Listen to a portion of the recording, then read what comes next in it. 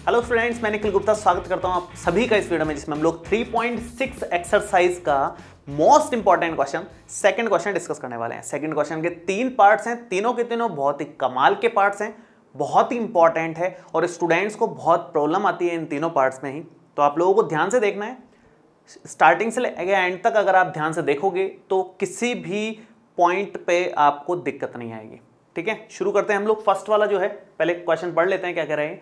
Formulate the following problems as a pair of equations and hence find their solutions. ठीक है, मतलब equation बनानी है, सॉल्यूशन निकालना है। तो फर्स्ट पार्ट है, Ritu can row down stream 20 kilometre in 2 hours and up stream 4 kilometre in 2 hours. Find her speed of rowing in still water and the speed of the stream. ठीक है, बहुत simple सी कहानी है। इस तरह का जो जबरदस्त क्वेश्चन है, हमने लास्ट एग्जाम्पल जो किया था उसमें कर लिया था, वो इसके कंपैरिजन में डबल लंबा था और सेम ही था, अपस्ट्रीम डाउन स्ट्रीम से रिलेटेड क्वेश्चन था। तो उसी तरह का कंसेप्ट यहाँ पर काम आ जाएगा। मैं हल्का सा एक बार रिपीट कर दे रहा हूँ कि क्या हमने कंसेप्ट सीखा था, वो एक बार मैं रिपीट कर रहा हूँ बस।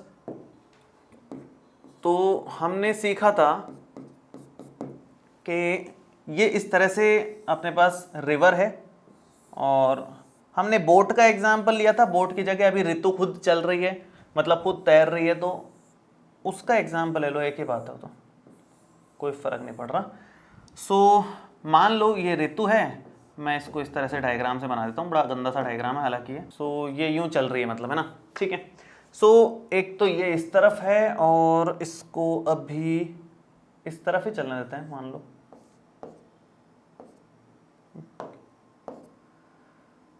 ठीक है, ये इस तरफ जा रही है, यहाँ भी ये इस तरफ ही जा रही है अभी भी, और जो रिवर है वो इसमें इस तरफ जा रही है और इस वाले में रिवर इस तरफ आ रही है। 2 सिचुएशंस हैं, एक तो अपस्ट्रीम और एक डाउन स्ट्रीम। तो ये डाउन स्ट्रीम वाली सिचुएशन है जिसमें ऋतु मान लो x किलोमीटर पर आवर की स्पीड से जा रही है और जो अपनी रिवर है उसकी स्पीड है y किलोमीटर पर आवर। दोनों तरफ सेम ही है, मान लो यहाँ भी y किलोमीटर पर आवर ही है ये, तो और ये अपने x किलोमीटर पर आवर ही है। ठीक है, ये चीज सेम ली है हमने। अब इसके बाद में दोनों केस कौन कौन से हैं मैं लिख देता हूं वो भी। पहला केस जो हमारे पास है, हमारे सामने है, वो है डाउन स्ट्रीम वाला। ये हमने कर लिया है ऑलरेडी डिस्कस हालांकि, लेकिन एक बार ठीक है वापस से रिपीट कर देते हैं। ये अपस्ट्रीम वाला केस है। अपस्ट्रीम मतलब अपोजिट डायरेक्शन में चल रहे हैं, डाउन स्ट्रीम मतलब सेम डायरेक्शन में चल रहे हैं, है ना।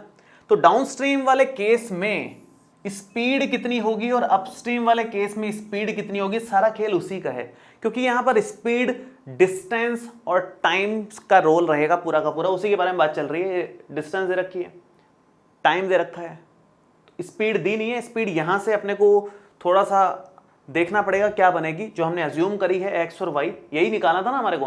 Find her speed of rowing in still water and the speed of the stream. तो इसका मतलब यह है कि भाई ऋतु की स्पीड बतानी है और ये जो नदी बह रही है भाई इसकी स्पीड बतानी है, दोनों की स्पीड बतानी है। तो वो हमने एक्स और वाई अज्यूम कर ली, स्पीड हमारे सामने आ गई, डिस्टेंस और टाइम भी है, तो वो फॉर्मूला लग जाएगा स्पीड डिस्टेंस टाइम का, जो कॉमन सा एक फॉर्मूला है जो बहुत सारे क्वेश्चंस में यूज आता है, 3rd चैप्टर में भी और आगे हम 4th चैप्टर पढ़ेंगे उसमें भी यूज आएगा। तो वो सब हम लोग यहाँ पर डिस्कस करने वाले हैं। तो देखिए यहाँ पर स्पीड कितनी हो जाएगी। डाउन स्ट्रीम के केस में स्पीड आती है, हमने डिस्कस करी है already, x plus y kilometre per hour.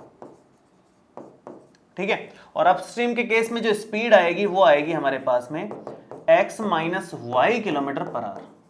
क्यों आएगी, कैसे आएगी, उसका लॉजिक देखो ध्यान से। भाई डाउन स्ट्रीम का मतलब यह है कि रिवर उस डायरेक्शन में है, पानी का बहाव इस तरफ है और अपने को भी इसी तरफ चलना है।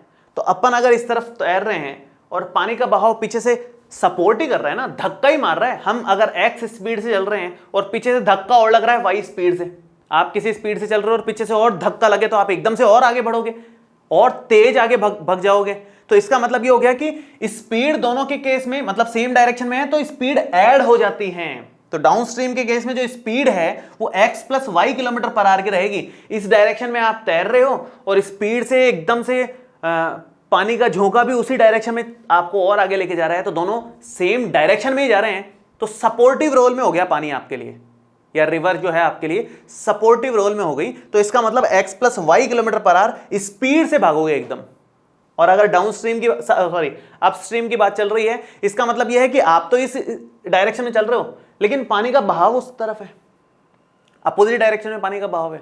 जैसे हम लोग साइकिल चलाते हैं, मान लो साइकिल से अगर आप जा रहे हो और सामने से हवा आ रही है बहुत तेज, कभी कभी आती है ना बहुत तेज, जब मौसम होता है मानसून वगैरह का उस टाइम पे, स्पेशली या गर्मियों के टाइम पे अपोजिट डायरेक्शन से अगर हवा आ रही है तो साइकिल चलाने में जान निकल जाती है। आप तो उतनी स्पीड से चला रहे हो जितनी नॉर्मल स्पीड से चलाते थे, लेकिन उतनी स्पीड में साइकिल इतनी धीरे धीरे चल रही है जिसकी कोई हद नहीं। उसका रीजन क्या है?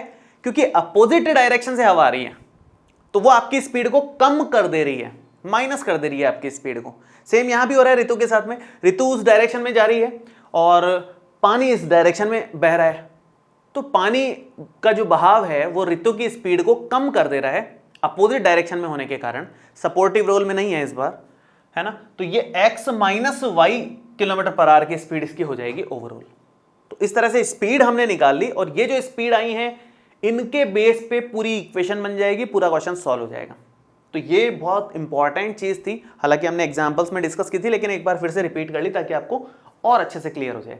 अब देखो क्वेश्चन में क्या बोला है, क्वेश्चन में बोला है कि ये 20 किलोमीटर डाउन स्ट्रीम का जो टाइम है ना इसका वो 2 आवर्स का है। मतलब 20 किलोमीटर चल जाती है डाउन स्ट्रीम में 2 आवर्स में वो, और अपस्ट्रीम के केस में वो 4 किलोमीटर चलती है 2 आवर्स में। तो ये जो डेटा है ये एक बार लिखते हैं, इसी से इक्वेशन बनेगी, इसी से सॉल्यूशन निकलेगा। ठीक है, तो 2 इक्वेशन बन जाएंगे, एक तो डाउन स्ट्रीम के केस में और एक अपस्ट्रीम के केस में क्या क्या सिचुएशन है। तो आप लिखोगे 20 kilometre down stream time is equal to 2 hours, ऐसा कर दो। ठीक है, 20 किलोमीटर डाउन स्ट्रीम टाइम कितना मिल रहा है हमारे को? डाउन स्ट्रीम टाइम मिल रहा है 2 आवर्स का। ठीक है, और टाइम का जो फॉर्मूला होता है, टाइम का फॉर्मूला क्या होता है? टाइम का फॉर्मूला बहुत सिंपल सा है। टाइम का फॉर्मूला होता है डिस्टेंस अपॉन स्पीड, ये टाइम का फॉर्मूला है हमारे पास में। So 20 kilometre down stream time, 20 kilometre distance मिल गई, डिस्टेंस मिल गई 20 किलोमीटर, तो 20 डिवाइडेड बाई टाइम निकाल रहे हैं ना हम लोग, टाइम का फॉर्मूला है डिस्टेंस अपॉन स्पीड। तो ये जो टाइम है जो 2 आवर्स के इक्वल है, टाइम का फॉर्मूला डिस्टेंस अपॉन स्पीड से, डिस्टेंस हो गई 20 किलोमीटर, 20 किलोमीटर डिस्टेंस हो गई, और स्पीड डाउन स्ट्रीम में कितनी होती है ये हमने निकाली अभी। स्पीड डाउन स्ट्रीम के केस में x plus y kilometre per hour होती है, तो आप यहां पर लिखोगे कि 20 upon x plus y is equal to 2। ठीक है, और यहां से 2 से ये 10 टाइम्स कैंसिल हो गया और ये आ गया हमारा 10 is equal to x plus y, equation number 1। एक इक्वेशन तो यहां से आ गई, एक और इक्वेशन यहां से बन जाएगी कि भाई अपस्ट्रीम 4 किलोमीटर 2 आवर्स, तो आप लिखोगे 4 किलोमीटर अपस्ट्रीम टाइम कितना है? अगेन 2 आवर्स का ही है।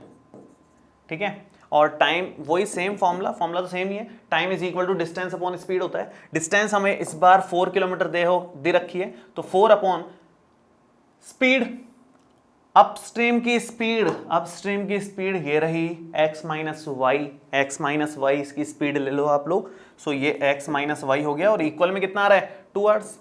2 से ये भी कैंसिल आउट हो रहा है 2 टाइम्स, क्या बनेगा finally? 2 is equal to x minus y बन गया। ये हमारी इक्वेशन नंबर 2 हो गई।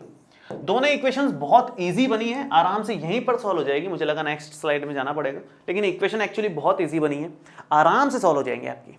देखो कैसे, एलिमिनेशन मेथड, y का कोएफिशिएंट x का कोएफिशिएंट सेम ही है, तो एलिमिनेशन से तुरंत आंसर आ जाएगा, कोई ज्यादा टेंशन ही नहीं है। तो यहां पर आप लिखोगे equation number 1 plus equation number 2, और ये बनेगा हमारा x plus y is equal to 10 और x minus y is equal to 2। ठीक है, दोनों को सिंपल ऐड कर रहे हैं, ऐड करने से plus y minus y cancel out हो जाएगा, x और x मिलकर के 2x हो जाएगा, 10 और 2 मिलकर के 12 हो जाएगा, और x की वैल्यू आ जाएगी 12 अपॉन 2 मीन्स 6 के इक्वल, 6 किलोमीटर पर आवर। क्योंकि ये स्पीड है, x और y क्या थी? स्पीड, तो ये ऋतु की स्पीड है ना, अब नदी की क्या स्पीड चल रही है, रिवर की क्या चल रही है, स्ट्रीम की क्या चल रही है, वो अपन देखेंगे, y निकालेंगे। किसी भी इक्वेशन में रख दो आप, फर्स्ट वाली में रख दो, इक्वेशन 1 में रख दो आप। इक्वेशन 1 के हिसाब से भाई x plus y is equal to 10 है, सो x की वैल्यू 6 हो गई, y यहां पर है, ये 10 है, so y is equal to 10 minus 6 means 4 kilometre per hour आ गया। तो दोनों की स्पीड हमारे को मिल गई, एक तो 6 किलोमीटर पर आवर है और एक 4 किलोमीटर पर आवर है। तो इस तरह से बहुत इजीली आप लोग निकाल सकते हो, कोई मुश्किल क्वेश्चन नहीं था। आपको इंफॉर्मेशन क्वेश्चन में ही दे रखी होगी, ये क्वेश्चन में इंफॉर्मेशन दी हुई थी जिसका हमने यूज लिया है। ये क्वेश्चन में दिया हुआ था, ये क्वेश्चन में दिया हुआ था, और इन्हीं का यूज लेकर के हमने इक्वेशन बनाई। हमेशा ऐसा होता है, उस एग्जाम्पल में भी हमने ऐसा ही किया था, क्वेश्चन में कुछ एक सेंटेंस दे रखा होता, उसी को लेकर के इक्वेशन बना ली थी 2। यहाँ तो खैर कंपैरेटिवली बहुत इजी इक्वेशन बन गई, वो वाला क्वेश्चन तो काफी लंबा किया था अपन ने।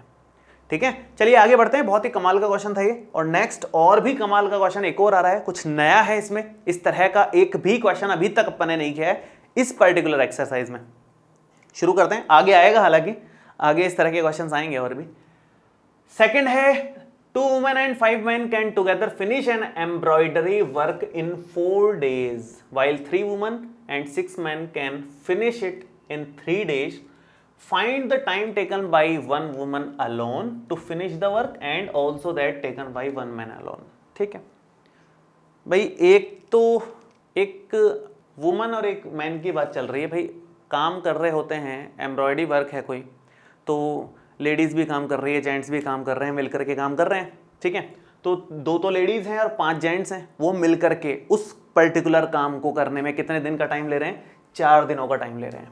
ठीक है, उसके बाद में इसने बोला कि भाई अगर वही सेम काम 3 लेडीज़ और 6 जेंट्स मिलकर के करें, अलग अलग ग्रुप बना दिया ना, एक तो है 2 लेडीज़ और 5 जेंट्स का ग्रुप बना दिया उन्होंने, और एक बना दिया उन्होंने 3 लेडीज़ और 6 जेंट्स का ग्रुप बना दिया, और वो अलग अलग दिनों में काम कंप्लीट कर रहे हैं। ये लोग मिलके 4 दिन में कंप्लीट कर रहे हैं, ये लोग मिलके 3 दिन में कंप्लीट कर रहे हैं। तो इससे हमें क्या निकालना है? इससे हमें निकालना है कि अगर एक अकेली लेडी काम करे तो उस काम को कितने दिनों में कंप्लीट कर देगी, और एक अकेला मेल स्टाफ उसको काम में, मतलब एक अकेला मेल स्टाफ उस काम को करे तो वो कितने दिन में उसको कंप्लीट कर देगा, ये हमें निकालना है। तो बहुत सिंपल है, हम एक्स और वाई अज्यूम कर लेते हैं कि भाई लेडी को ख़त्म करने में एक्स टाइम लग रहा है, एक्स दिन लग रहे हैं, और जो जेंट्स है या फिर मैन है उसको कंप्लीट करने में वाई डेज का टाइम लग रहा है उस पर्टिकुलर एम्ब्रॉयडरी वर्क को, और फिर हम लोग आगे बढ़ेंगे उससे। और बहुत ही कमाल का क्वेश्चन है, इसमें कुछ खास सीखने को मिलेगा आपको। मैं स्टार्ट कर रहा हूँ, देखो ध्यान से। आप लिखोगे पहले लेट 1 वुमन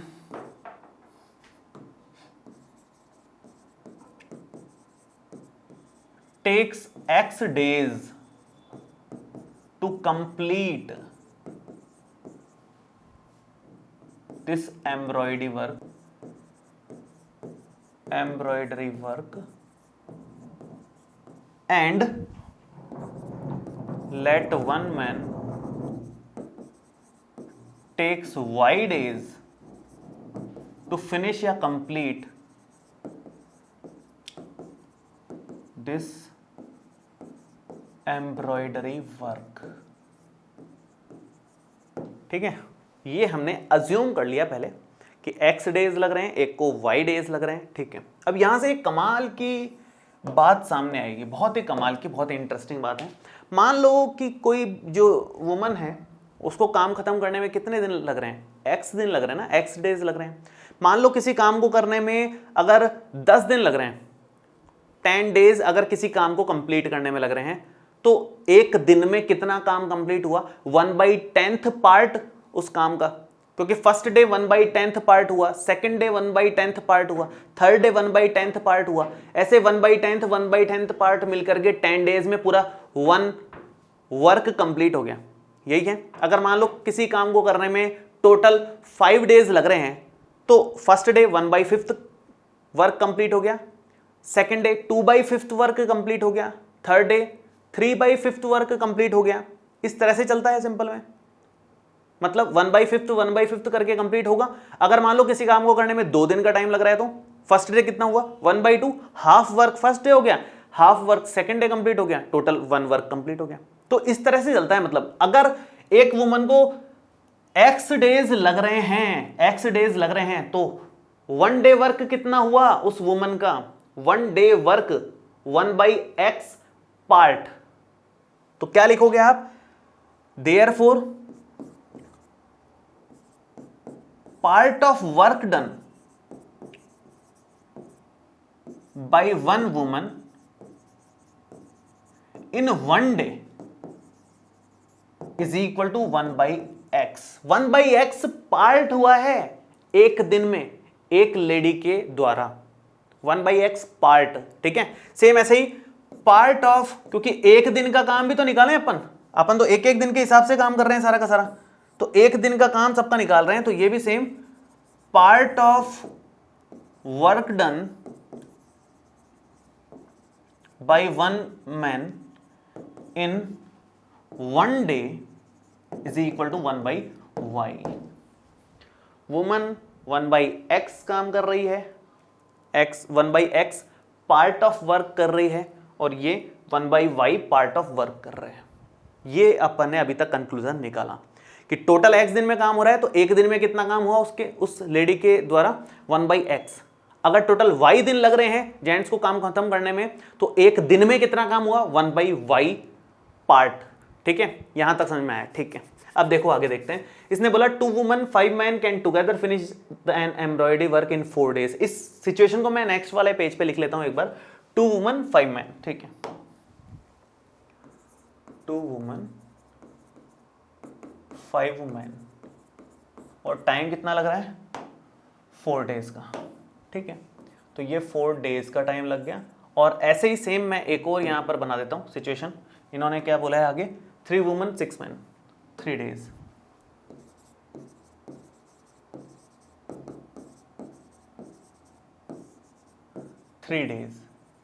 ये क्वेश्चन में गिवन है, ठीक है। अब इसके अकॉर्डिंग हमें 1 डे वर्क निकालना है, क्योंकि हमने 1 डे वर्क निकाला है। हमारे पास तो 2 लेडीज हैं भैया, एक का एक दिन का काम हमें पता है 1/x वर्क होता है, तो 2 वुमन का 1 डे वर्क कितना हुआ, 2 × 1/x। एक का 1/x है तो 2 का 2 × 1/x। अगर एक का 1/y है तो 5 का 5 × 1/y वर्क हो गया। एक वुमन का कितना वर्क है, 1/x पार्ट, तो 2 कितनी हो जाएंगे, 2 वुमन मिलकर के कितना काम कर देंगे, 2/x पार्ट। ऐसे ही एक मैन ने एक दिन में कितना काम किया, 1/y पार्ट, तो 5 लोग मिलकर के कितना काम करेंगे, 5 टाइम्स 1/y पार्ट। इतना काम हो गया कितने दिन में, एक दिन में। तो ये एक दिन में इतना काम हो रहा है, और ये कुल मिलाकर के 4 दिनों में खत्म कर रहे थे काम को, तो एक दिन में कितना काम खत्म हो जाएगा, ये उनके हिसाब से 1/4 वर्क कंप्लीट हो जाएगा। मतलब सब कुछ 1 डे पे लेके आ गए हम लोग। यहां पर हमें 4 डेज का दे रखा था कि 2 वुमन एंड 5 मैन मिलकर के 4 डेज में काम कंप्लीट कर रहे हैं। तो हमने क्या किया कि ठीक है, सब लोग मिलकर के एक दिन में कितना काम करेंगे, एक दिन में ये 2/x काम खत्म कर देंगे 2 लेडीज मिलकर के, और 5 मैन मिलकर के एक दिन में 5/y काम का हिस्सा कंप्लीट कर देंगे। और टोटल जब 4 दिन में काम हो रहा है सब कुछ मिला करके, तो एक दिन में इन लोगों से कितना काम हुआ, 1/4 वर्क कंप्लीट हुआ। मतलब वुमन और मैन ने मिलकर के, इन 7 लोगों ने मिलकर के 1/4 वर्क कंप्लीट किया है। एक तरीके से देखा जाए तो ये हिसाब किताब है। एक दिन में इन 7 लोगों ने एक दिन में 1/4 वर्क कंप्लीट कर दिया। ऐसे 1/4 फर्स्ट डे करेंगे, 1/4 सेकंड डे करेंगे, 1/4 थर्ड डे करेंगे, 1/4 फोर्थ डे करेंगे, तो टोटल 4/4 मतलब 1 वर्क कंप्लीट हो जाएगा। ऐसे ही सेम 1 डे का वर्क हमेशा निकालना होता है। इस तरह की सिचुएशन में क्या करना है, 1 डे वर्क निकालो बस, और कुछ नहीं करना, सिर्फ 1 डे वर्क, सारा काम 1 डे वर्क पे। ऐसे सेम यहां पर भी 3 वुमन में 3 × 1/x हो जाएगा, ये 6 × 1/y हो जाएगा, क्योंकि एक का 1/5 है तो 6 का 6 × 1/y, एक का 1/x है एक दिन का काम, तो 3 का 3 × 1/x हो जाएगा एक दिन का काम। और ये दोनों मिलकर के, दोनों क्या, 9 लोग मिलकर के, 3 और 6, 9 लोग मिलकर के काम को 3 दिनों में खत्म कर रहे हैं, तो एक दिन में कितना हिस्सा कंप्लीट हुआ, 1/3 पार्ट। तो 1/3 पार्ट इन लोगों ने कंप्लीट कर दिया। ये हमारी इक्वेशन नंबर 1 है, ये हमारी इक्वेशन नंबर 2 है। ये बहुत ही कमाल की इक्वेशंस हैं। ये थोड़ा सा ध्यान रखें कि इस तरह से ऐसे क्वेश्चंस को सॉल्व किया जाता है, डील किया जाता है। इस तरह के क्वेश्चंस और भी पैटर्न्स में आ सकते हैं। जैसे मान लो कोई यहाँ पर टैंक है पानी का, यहाँ पर कोई पानी का टैंक है और इस पानी के टैंक में एक तो छोटा नल लगा हुआ है, छोटे नल से पानी भर रहे हैं, और एक बड़ा नल लगा हुआ है, बड़े नल से पानी भर रहे हैं। ठीक है, अपने को बोल देगा कि भाई छोटे नल से, छोटे और बड़े नल को मिलके टाइम कितना लगता है इतना बता देगा, या फिर अकेला छोटा नल मिलकर के कितनी देर में भरेगा, अकेला बड़ा नल मिलकर के कितनी देर में भरेगा, ये सब अपने को मतलब कैलकुलेट करने को बोलेगा। इस तरह से सेम छोटा नल बड़ा नल पानी भरने में कितना टाइम ले रहे हैं, अकेला ये कितनी देर में भर देगा, ये अकेला कितनी देर में भर देगा। जैसे अकेला एक आदमी कितनी देर में काम खत्म करेगा, कितने दिन में, ऐसे ही अकेली एक लेडी कितने दिन में काम खत्म करेगी। तो वहाँ दिनों के हिसाब से चलता है। ये अगर घंटों पे है तो घंटों के हिसाब से 1 घंटे का काम निकालेंगे अपन, छोटे वाले नल का, बड़े वाले नल का। तो इस तरह के कई सारे क्वेश्चंस बन सकते हैं जिसमें 1 दिन या 1 घंटे का काम के हिसाब से इक्वेशंस बनती हैं और फिर उनको फर्दर सॉल्व किया जाता है। बहुत ही कमाल के और अच्छे क्वेश्चंस होते हैं इस तरह के, जितने भी क्वेश्चंस होते हैं। तो फिलहाल तो हम लोग इसको कंटिन्यू कर रहे हैं, जो चल रहा है उसको देखो कैसे करेंगे। 2 इक्वेशंस बन गई अपने सामने और बहुत ही सिंपल सी इक्वेशंस है, ज़्यादा कुछ है नहीं इसमें। हमने इस तरह के बहुत सारे क्वेश्चंस किए हैं जिसमें 1/x को हमने a अज्यूम किया था और 1/y को b अज्यूम किया था और फिर दोनों इक्वेशंस को लीनियर इक्वेशंस में कन्वर्ट करके सॉल्व कर लिया था। तो यहां पर वही काम करेंगे हम लोग। Let 1/x is equal to a, equation number 3, and 1/y is equal to b, equation number 4, और लास्ट में वही same put in equation number 1 and 2। 1 and 2 में अगर अपन ये रख देते हैं तो क्या बनेगा हमारे पास में, ये बनेगा 2 इंटू ए, 2a प्लस में 5b इज इक्वल टू 1/4। ठीक है, और यहां से आप चाहो तो ऐसा कर सकते हो, 4 को इधर लेके आ सकते हो, जैसा भी आपको ठीक लगे। 4 को इधर लेके आ सकते हो, या फिर इधर देखो आप, ये इक्वेशन नंबर हमारी कौन सी हो गई, ये हमारी इक्वेशन नंबर 5 हो गई। और इधर से इक्वेशन क्या बन जाएगी, ये बन जाएगी 3a प्लस में 6b और इक्वल में 1/3। कैलकुलेशन आसान बनानी है, अगर आपको एक्चुअल में कैलकुलेशन आसान बनानी है तो यहाँ से कॉमन ले सकते हो आप। इजीली कॉमन आ रहा है, यहाँ से 3 कॉमन आ रहा है इजीली, और उससे फिर आगे काम कर सकते हो। या फिर एक दूसरा तरीका ये भी है कि आप यहाँ 4 मल्टीप्लाई कर लो अंदर, इधर 3 हम लोग अंदर मल्टीप्लाई कर लें और फिर फर्दर सॉल्व करें। जैसा आपको कन्वीनियंट लगे वैसे आप कर सकते हो, कोई टेंशन नहीं है उसमें। ठीक है, तो मैं क्या कर रहा हूँ, यहाँ से मैं 3 कॉमन ले रहा हूँ और ये a प्लस 2b बन रहा है, ये a प्लस 2b बन गया अंदर और इक्वल में 1/3 है।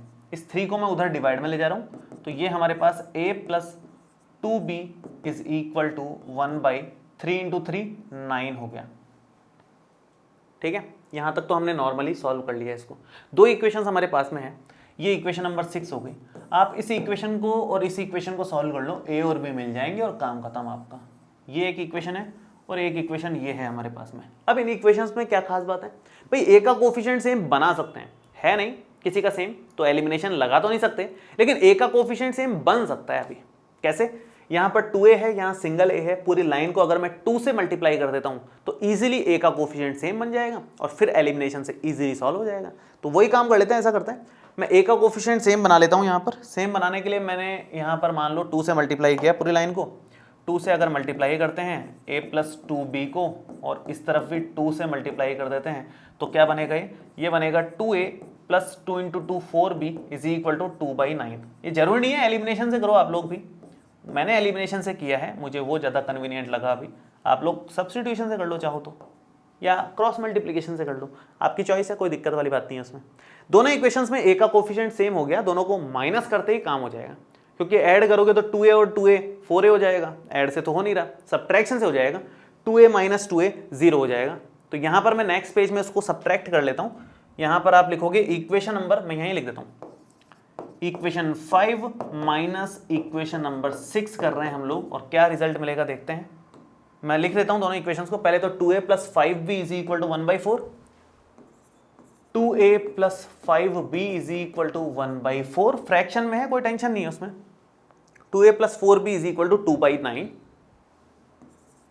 2a plus 4b is equal to 2/9, और दोनों को सब्ट्रैक्ट कर लेते हैं, यहाँ माइनस यहाँ माइनस यहाँ माइनस, ये तो कैंसिल आउट हो गया। 5b माइनस 4b 1b बचा, यहाँ पर 1/4 माइनस 2/9 हो गया। आप एलसीएम ले लो सिंपल में, 9 इंटू 4 36 एलसीएम आ जाएगा, और ये ऊपर आ जाएगा 9 minus 4 into 2 8। So b is equal to 1/36, b is equal to 1/36 आ गया। b की वैल्यू जो आई है हमारे पास में, वो b की वैल्यू आप उठा करके किसी भी इक्वेशन में रख दो, कोई फर्क नहीं पड़ता। आप चाहो तो इसमें रख दो, चाहो तो इसमें रख दो, चाहो तो इसमें रख दो, किसी भी इक्वेशन में रख दो, आपका आंसर आ जाएगा। ठीक है, सो मैं इसमें रख देता हूँ, ये मुझे ज़्यादा कन्वीनियंट लग रही है, या इसमें रख दो, थर्ड वाली, 6th वाली में रख दो, ऐसा कर दो। 6th वाली इक्वेशन में रख रहा हूँ मैं,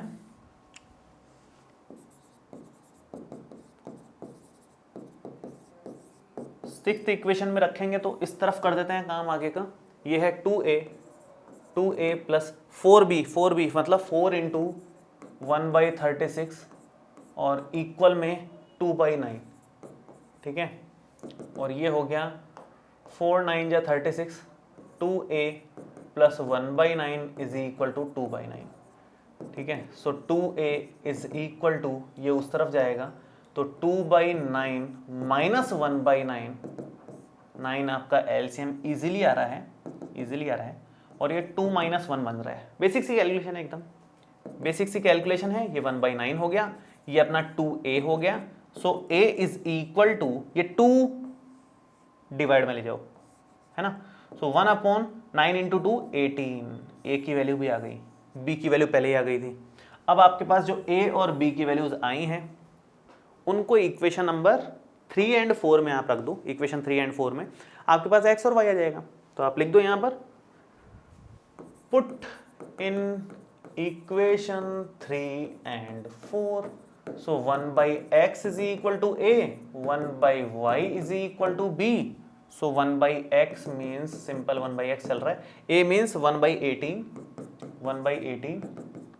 1/y is equal to b means 1/36। ठीक है, यहां तक ये हमारे पास है। अब यहां से रेसिप्रोकल कर दो, इसको भी इसको भी, तो ये बन जाएगा हमारे पास x is equal to 18 days में चल रहा है ना सब कुछ, x और y तो, और ये y is equal to 36 days.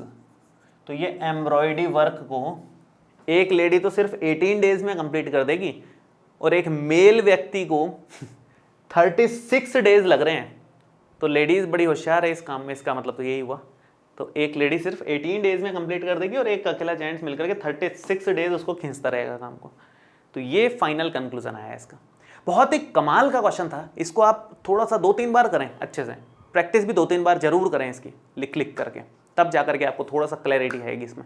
ठीक है, नेक्स्ट हम लोग आगे बढ़ते हैं, लास्ट एंड फाइनल पार्ट। ये भी बहुत कमाल का पार्ट है, सारे इसके कमाल के हैं। सेकंड वाले क्वेश्चन में तीनों के तीनों पार्ट एक से बढ़कर के एक हैं। चलिए ये देखते हैं। Ruhi travels 300 kilometre to her home partially by train and partially by bus. She takes 4 hours if she travel 60 kilometre by train and the remaining by bus. Remaining मतलब कितना हो गया?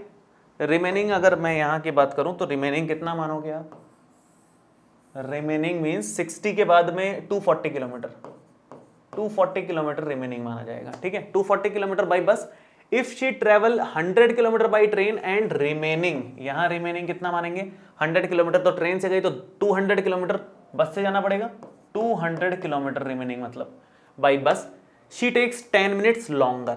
ठीक है, अगर 60 किलोमीटर ट्रेन और 240 किलोमीटर बस से जा रहे हैं तो 4 hours लग रहे हैं, लेकिन 100 किलोमीटर ट्रेन से और 200 किलोमीटर बस से जा रहे हैं तो 10 hours मोर लग रहे हैं, सॉरी 10 मिनट्स मोर लग रहे हैं, मतलब 4 hours and 10 मिनट्स लग रहे हैं उसको। आगे क्या बोला है? स्पीड ऑफ ट्रेन और बस सेपरेटली हमें निकालनी है, तो let speed of train is x kilometre per hour and speed of bus is y kilometre per hour, और उसको सॉल्व कर लो। सिंपल है, कुछ नहीं करना है और। तो सॉल्यूशन में यहां पर स्टार्ट कर रहा हूं, आप लिखोगे let speed of train, let speed of the train and the bus are, speeds कर लो, speeds of the train and the bus are x kilometre per hour and y kilometre per hour respectively, respectively.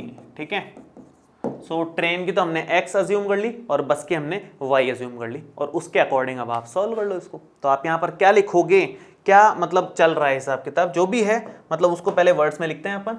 इसने बोला कि 300 kilometre है total, तो ठीक है। पहली सिचुएशन ये है कि 60 किलोमीटर ट्रेन का जो टाइम है और 240 किलोमीटर बस का जो टाइम है वो मिलकर के कितना हो रहा है, 4 आवर्स का।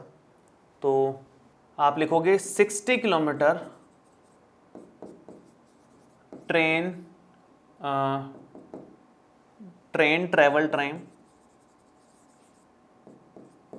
ट्रैवलिंग टाइम और प्लस में 240 किलोमीटर बस ट्रैवलिंग टाइम,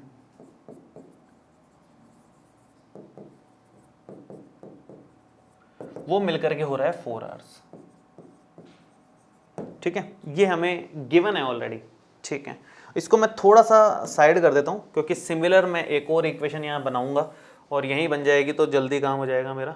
मैं इसको डुप्लीकेट कर देता हूँ। चलिए, और दूसरी सिचुएशन क्या है, दूसरी सिचुएशन ये है, मैं इसी को क्लोन कर देता हूँ और यहाँ ले लेता हूँ, इसी को यहाँ ले लेता हूँ। ये सेकंड सिचुएशन आ गई और यहाँ लाइन डाल देते हैं एक बीच में, ये डाल दी बीच में लाइन। ठीक है, 60 किलोमीटर्स की जगह बस थोड़ा बहुत इरेज करना होगा यहाँ पर और यहाँ पर दोनों जगह।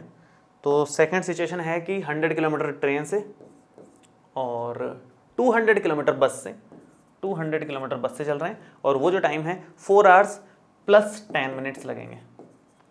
10 मिनट्स मोर लग रहे हैं, 4 आवर्स प्लस 10 मिनट्स लगेंगे। तो दो सिचुएशन हमने यहाँ बना दी, एक एरी, बहुत सिंपल सी है। अब हम लोग आगे बढ़ते हैं इसमें। तो 60 किलोमीटर ट्रेन ट्रैवलिंग टाइम जो है, टाइम सारा खेल किसका चल रहा है, टाइम, ये टाइम है, ये भी टाइम है, ये दोनों टाइम मिलकर के किस टाइम के बराबर है, 4 आवर्स के बराबर है। तो टाइम का जो फॉर्मूला होता है वो लगाना पड़ेगा ना। यहाँ पर टाइम का क्या फॉर्मूला होता है, मैं यहाँ लिख देता हूँ। टाइम का फॉर्मूला सिंपल सा है, distance upon speed, distance upon speed, ये टाइम का फॉर्मूला है, दोनों जगह ही काम आने वाला है ये। तो डिस्टेंस अपॉन स्पीड में भाई डिस्टेंस साफ साफ जाहिर है 60 किलोमीटर डिस्टेंस दिख रही है अपने को।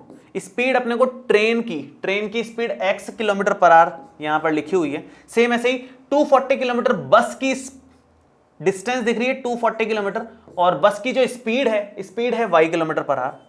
सिंपल हमने डिस्टेंस अपॉन स्पीड लगाई है। डिस्टेंस यहां पर क्लियरली मेंशन्ड है, इसमें तो कोई सोचने की जरूरत नहीं है। 60 किलोमीटर यहां पर है और जो 240 किलोमीटर यहां दिख रही है। ऐसे ही 100 किलोमीटर यहां पर है डिस्टेंस और 200 किलोमीटर यहां दे रखी है। तो डिस्टेंस दोनों में दे रखी है अपने को, उसमें कुछ सोचने की जरूरत नहीं है अपने को जो सोचना है वो है स्पीड में। स्पीड यहां से देख करके, ट्रेन की है x, बस की है y। तो सेम यहां पर क्या आ जाएगा, डिस्टेंस अपॉन स्पीड, टाइम का ही खेल है ना सारा का सारा, सब कुछ तो टाइम पे चल रहा है। टाइम का formula distance upon speed, distance है 100, स्पीड है ट्रेन की x, डिस्टेंस है 200 और स्पीड है बस की y, और ये है 4 hours plus 10 minutes. 4 hours plus 10 minutes का मतलब क्या हो गया, 4 आवर्स एंड 10 मिनट्स का मतलब हो गया 4 प्लस 10/60 आवर्स। क्योंकि अगर मिनट्स को आवर्स में कन्वर्ट करना है तो 60 से डिवाइड देना पड़ेगा। सब कुछ आवर्स में है, इधर भी आवर्स में चल रहा है सब कुछ, इधर भी आवर्स में ही है, तो इस मिनट को भी आवर्स में ही कन्वर्ट कर लेते हैं। तो वो तो 6 से मतलब 60 से डिवाइड देने पर हो जाएगा। तो 4 + 1/6, 4 + 1/6 को आप सेपरेटली सॉल्व कर लो। 6 × 4 एलसीएम ले लो इसको, मैं यहीं पर थोड़ा सा कर देता हूँ एडजस्ट इसको। 6 × 4 24, 24 + 1 मतलब 25/6 आवर्स आ रहे हैं। ठीक है, इतना आ रहा है। मैं इन दोनों इक्वेशंस को अभी नेक्स्ट वाले पे बना देता हूं एक बार। ये चाहे 4 आवर्स रह गया यहाँ पर। इक्वेशन नंबर 1 ये रही और इक्वेशन नंबर 2 हमारे पास ये बन गई। मैं दोनों इक्वेशंस को एक बार लिख रहा हूं नेक्स्ट वाली स्लाइड में। 60 और 240 का है एक तो कॉम्बिनेशन, 60 × 1/x और 240 × 1/y = 4। ये हमारी इक्वेशन नंबर 1 थी, मैं वापस से लिख देता हूं। और सेकेंड इक्वेशन जो आई है वो आई है 100 × 1/x और 200 × 1/y = 25/6।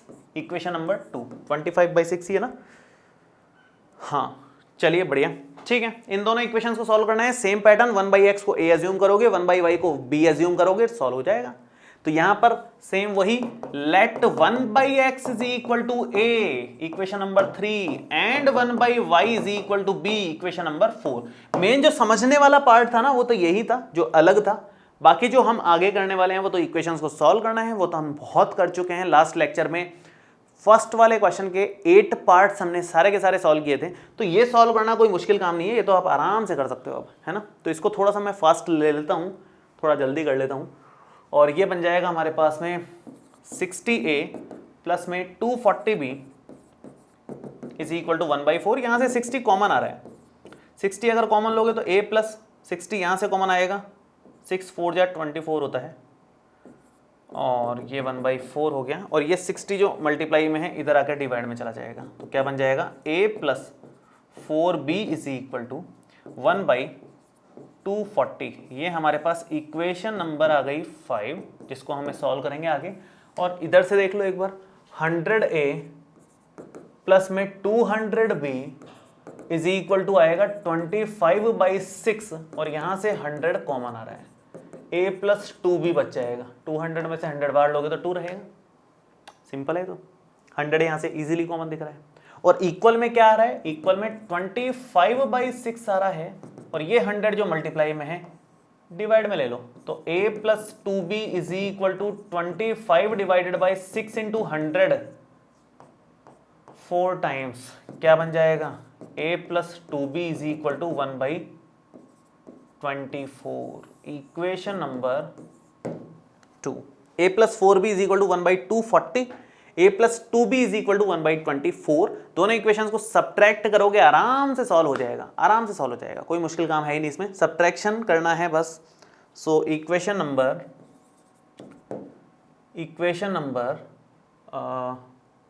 1 मिनट, यहाँ कुछ गड़बड़ कर दिया मैंने, 1/4 कर दिया, 4 था, सॉरी, इसको ठीक कर लो, वही मैं सोच रहा हूँ कुछ गड़बड़ हो रही है, क्या चक्कर हो रहा है। सो ये 4 है, ये 4 है, तो ये 4/60 हो जाएगा। 4/60 का मतलब कितना होता है, 1/15। मैं इसी को थोड़ा सा आगे कंटिन्यू कर देता हूँ, 4/60 मीन्स 1/15, यही कर देता हूँ 1/15, ठीक है। अब दोनों को सब्ट्रैक्ट कर लो, क्योंकि दोनों में a का जो कोफिशिएंट है सेम आ रहा है, a का कोफिशिएंट सेम है, तो आप लिखोगे इक्वेशन 1 माइनस इक्वेशन नंबर 2, तो क्या बनेगा ये, a plus 4b is equal to 1/15, a plus 4b is equal to 1/15, और a plus 2b is equal to 1/24। Subtract कर लो, सब्ट्रैक्ट करोगे तो यहाँ तो माइनस कैंसिल आउट, यहाँ भी माइनस, यहाँ भी माइनस, 4b माइनस 2b हो जाता है 2b, और 1/15 माइनस 1/24 यहाँ पर लिखा जाएगा।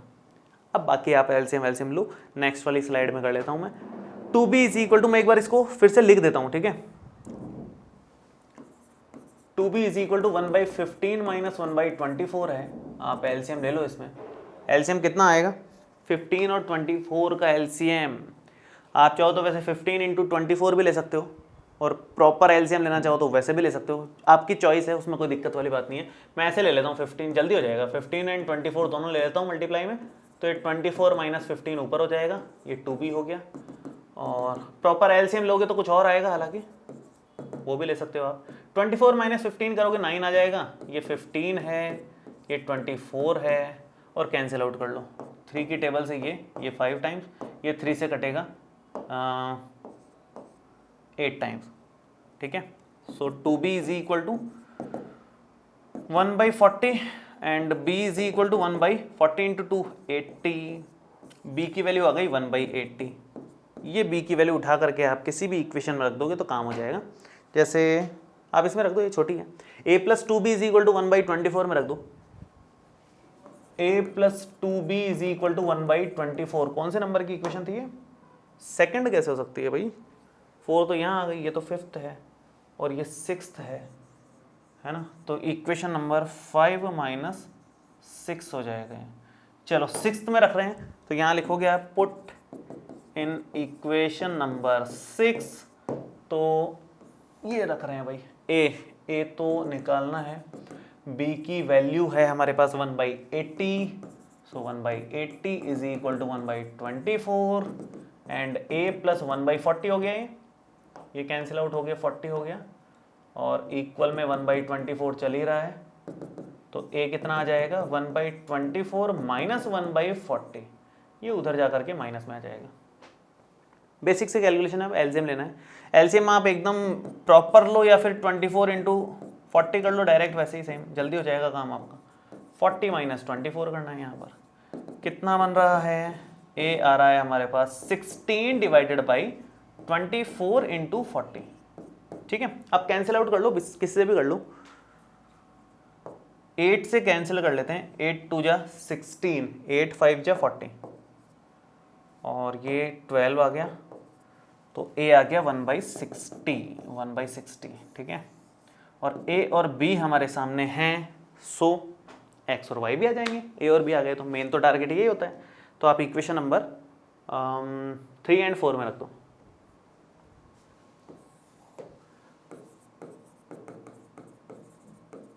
थ्री एंड 4 क्या बनेगा, 1/x तो a है, 1/y है b, सो a हमारे पास 1/60 और ये 1/80, so 1/x is equal to 1/60, 1/y is equal to 1/80, और रेसिप्रोकल कर दोगे, घुमा दोगे दोनों को ही, so x is equal to 60 kilometre per hour, और यहाँ से y is equal to 80 kilometre per hour, ये हमारे पास बन जाएगा।